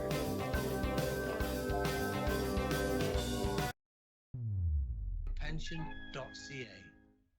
Did you know now you can save money on everything, everywhere, all the time? What? How is that even possible? It's the new CARP Rewards program, powered by Brim Financial. You earn points on everything, wherever you shop, whenever you shop, whether it's in a store or online. Yeah, but redeeming points, we all know about blackout periods or having to shop from a catalog or getting the cash back once a year. Not with these points. With these rewards, you can get cash anytime you want, or let the points ride for even more cash later. You're in total control. So I earn the points everywhere and cash them in whenever I want? Yeah, tons of points. 2, 5, up to 30 points per dollar you spend. The points really pile up. Which means the cashback value is even higher. Exactly. This program could literally save you thousands of dollars a year. Okay, I've got to see this for myself. It's easy. Go to carprewards.ca. That's carprewards.ca. It's like a non-stop savings engine. Exploring theories, uncovering facts, and offering a different view of the universe. This is The Conspiracy Show with Richard Serrett on Zoomer Radio. To speak with Richard live, call 416-360-0740 or toll free at 1-866-740-4740. Preston Dennett stays with us on board UFO Encounters. And I wanted, because I'm Canadian and we have a Canadian listenership by and large, I wanted to ask you about the case in the book dealing with a Canadian entertainer who took a road trip across the Canadian Rocky Mountains, and it resulted in an incredible UFO encounter. First, let me ask you, is this a well-known entertainer, and have they allowed themselves to be identified publicly? No, I always wanted him to, he allowed his real name to be used, James Santiago, but he performed under a pseudonym. And yeah, he was wildly popular. He won't let me talk about it. There's a number of reasons. He has some family issues. So in other words, if we heard his stage name, we would recognize him immediately. I couldn't say that. Okay. No, I could not say that. But he was well known within the field that he entertained in. All right. And so he's taking a trip across the Rockies. Yeah, this is a crazy story. I got to know this gentleman very well. He became a very good friend until his death, not too long ago, of prostate cancer. God bless him. Great guy, very funny, really knew how to tell a story. And often as he talked about this, I could see his eyes well up with tears. He became very excited. It's a story he's told many times. It was 1982. He had just finished a series of shows in Calgary and had to go to Vancouver to do another show. And it turned out his makeup artist had a mother who was an extremely famous and wealthy artist, and was going to go to Calgary and convinced him to basically take a road trip. Now James is like, no, I'm not going on any road trip. I always fly. He's very high class. I saw him on TV. Actually, he became very well known as a makeup artist in the movie industry later on. And finally just decided to take this road trip with this woman who was elderly, very famous artist, extremely eccentric. And they're like 10 miles out, 20 miles out from Calgary when she says, you know what? Do you have any change on you? Any copper? And he's like, yeah, I have copper. I've got some pennies. She's like, get rid of it because aliens use copper to follow me. I'm being followed by UFOs. So he pulls out his change, gives it away to some kid. And it's like, oh, great. Now I'm stuck with this crazy lady who's being followed by UFOs. And she's like, hey, believe me or not, you'll see. And long story short, they're in the middle of the Rockies there, Canadian Rockies. And she says, do you feel it? Do you feel the pressure? And he says, no. The pressure? Yeah, the pressure. He says, no. What are you talking about? She had talked a lot. Turned out she was a really neat lady, knew all about Atlantis and all these occult subjects. He had had a ghost sighting as a child, saw his mother after she died. So was really, warming up to her. And she turns to him and says, do you feel the pressure? And he's like, no, what the heck are you talking about? Great, here's this crazy lady again. And she says, it's a UFO, it's coming, you'll feel it soon. And sure enough, he felt it. And this is something I've heard from many witnesses. I have to tell you, Richard, this is something they use to paralyze people. It's a pressure that basically paralyzes you as they approach closer. This is kind of my assessment of what's going on here. Because as they're driving along, and this is right in the middle of the Rockies, this pressure mounts and gets stronger and stronger. And he's like, I can feel it. Oh my God, I can feel it. He's like, what is that? And she says, that's them. Hold on, they're coming. And shortly after that, this craft shows up. He said it was this beautiful emerald green. It was the most beautiful thing he's ever seen. It came right over the car, 20 feet, 30, held onto it, tracked them like it had a governor on their car. He said he had this real incredible expansion of awareness, almost like a mini enlightenment. He said it was very hard to describe, but he was more aware than he's ever been. Had a number of people tell me the same exact thing in different words. He said it was a great experience. He was just thrilled, but she wasn't. She was very scared and pressed on the accelerator and is screeching through the mountain roads here, freaking him out. And she says, pull open the glove compartment, empty it out. There's a secret compartment. Press the button on the bottom of the glove compartment.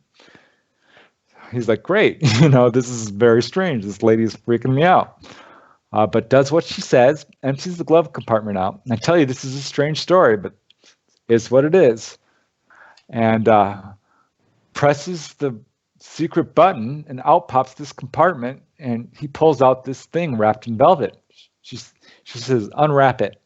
And he unwraps it, and it's this giant gold bracelet. He says it's huge. It couldn't possibly be worn by a woman. It's much too heavy. It's covered with sea foam green precious stones or semi-precious stones, clearly a priceless artifact. And she says, put it between us, hold on to it, and this will drive the UFO away. His senses are kind of overwhelmed at this point, and he just does what she says, and they continue driving, and eventually this UFO does leave. And she says, okay, it's gone, you can put this thing away. And he's like, well, what is it? I mean, where'd you get this thing? And she was hesitant to tell him, but he was pretty stubborn. And she finally said, well, when I was a very young woman, I was scuba diving off the coast of Spain when I heard a voice in my head that guided me to it underwater. And I pulled this thing out, and the voice told her it was from Atlantis. So there you go. Word. It gets stranger and stranger. Unbelievable. All right, Preston, another timeout is nigh. So we'll come back and perhaps time to discuss another story or two. We'll also open the phone lines. Questions, comments, maybe even share an alien abduction experience. Preston Dennett, author of On Board UFO Encounters, stays with us. My name is Richard Serrett. Stay with us. Corporations, governments, and sometimes entire civilizations. What goes up must come down. And it lands on The Conspiracy Show with Richard Serrett from Zoomer Radio.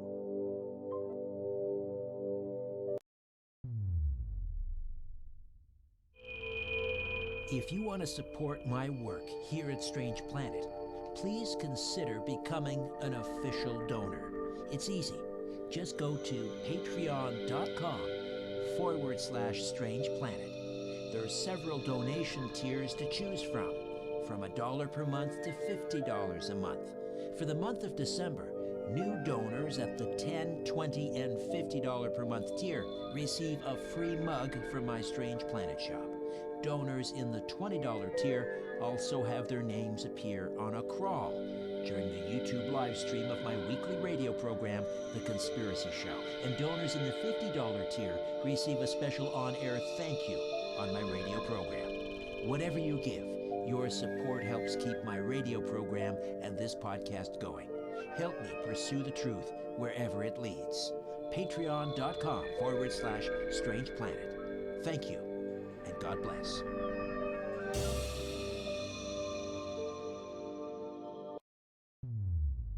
Or an Oaken savings account and take advantage of some of Canada's best interest rates. Rest easy knowing that your savings are safe and secure during these uncertain times. Conveniently manage your accounts anytime, anywhere with Oaken Online Banking. Oaken Financial is a trademark of Home Bank and is a member of the Canada Deposit Insurance Corporation. Learn more at oaken.com. You see a mangled wreck on the side of the road. Its occupants never had a chance. The cause? Not oncoming traffic. Not weather or road conditions. The driver was drunk. 1 in 5 alcohol-related fatalities involve a passenger who got in a car with a drinking driver. If you know someone's been drinking, don't let them drive. It's just common sense. A reminder from Zoomer Radio.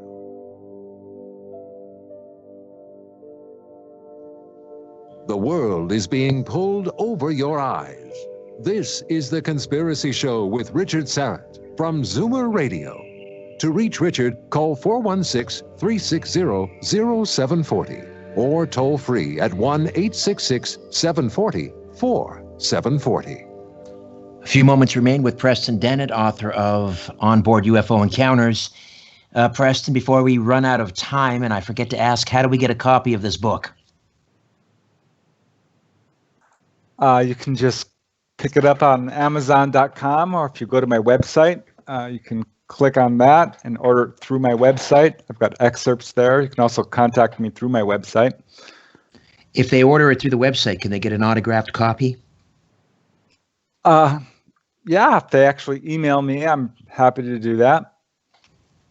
All right, give us the website. I've linked up to it at Strange Planet strangeplanet.ca/conspiracy show, but if you can give us the web address.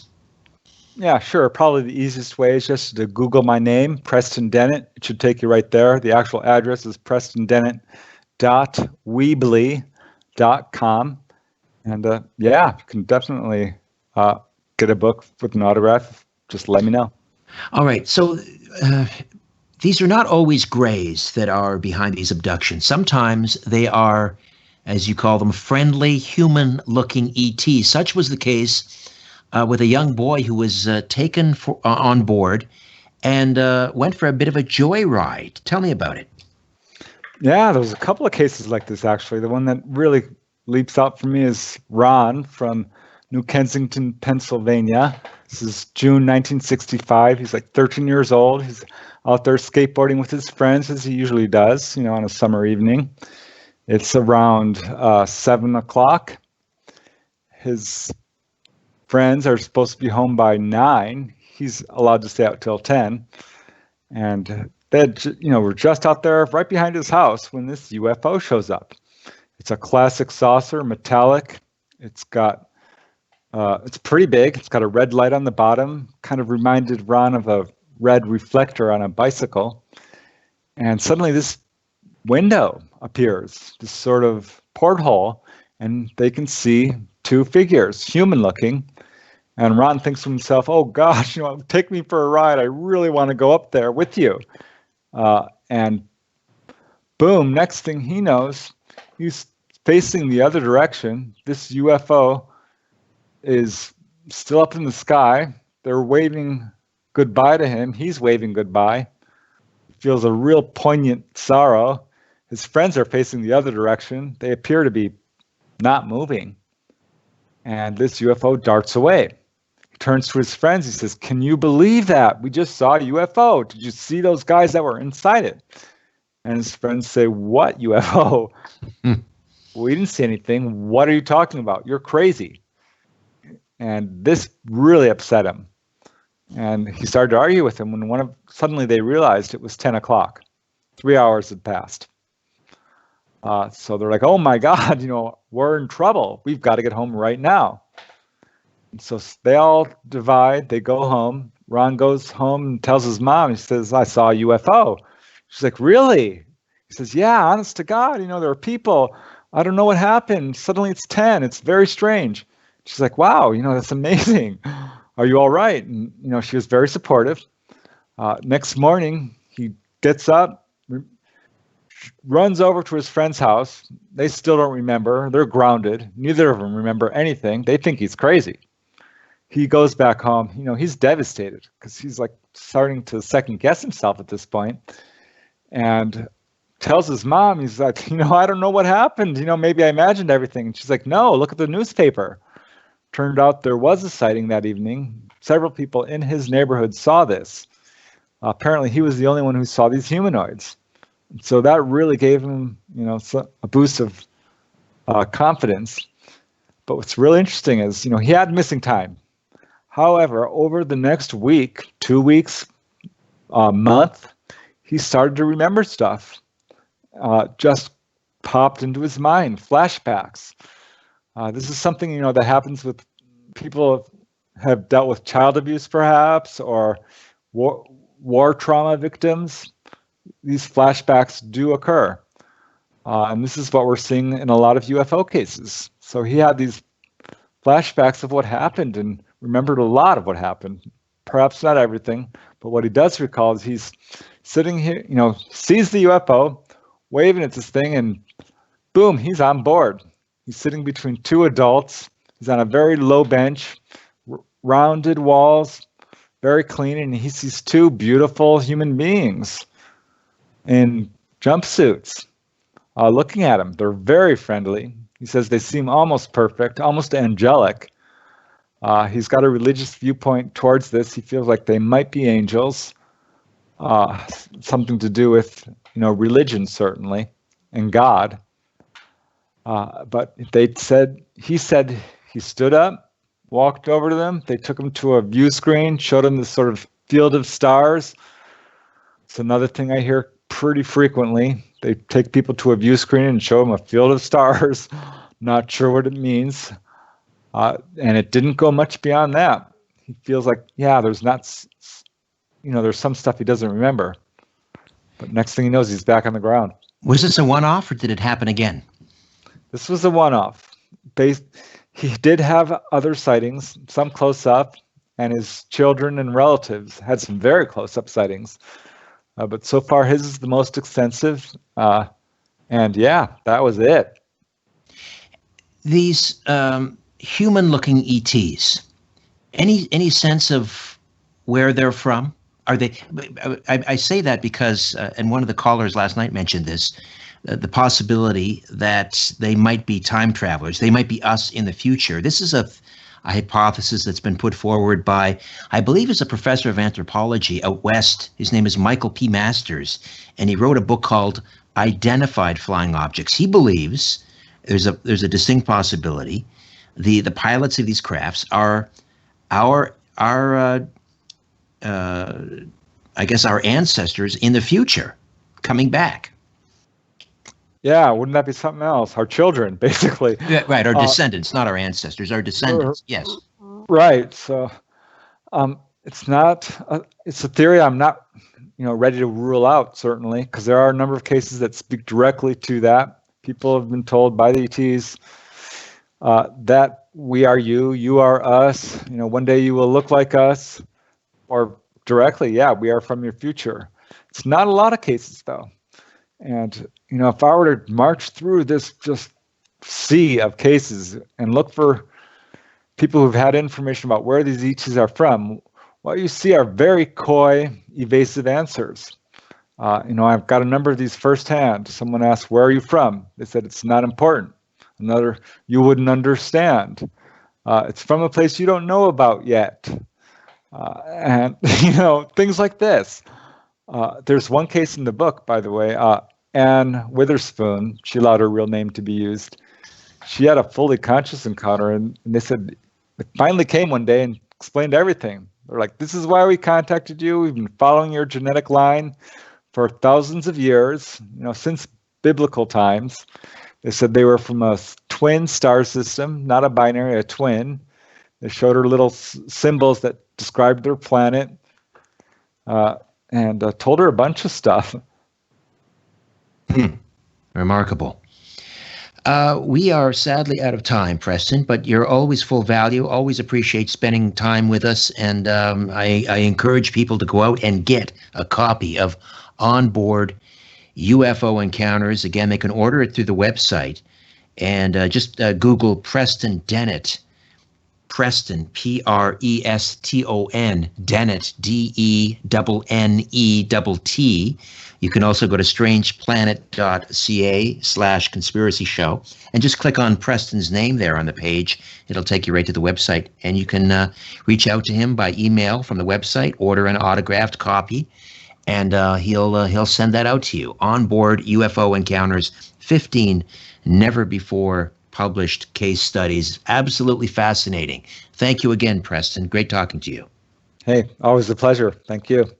All right, that's it for me. Back next week with a brand new program. Hope you can be along for the ride. My thanks to Carlos Cagini and Ryan White for their assistance as always. In the meantime, don't be afraid.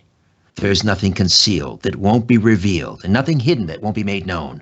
What you hear in the dark, speak in the light, and what I say in a whisper, proclaim from the housetops. Move over, Aphrodite.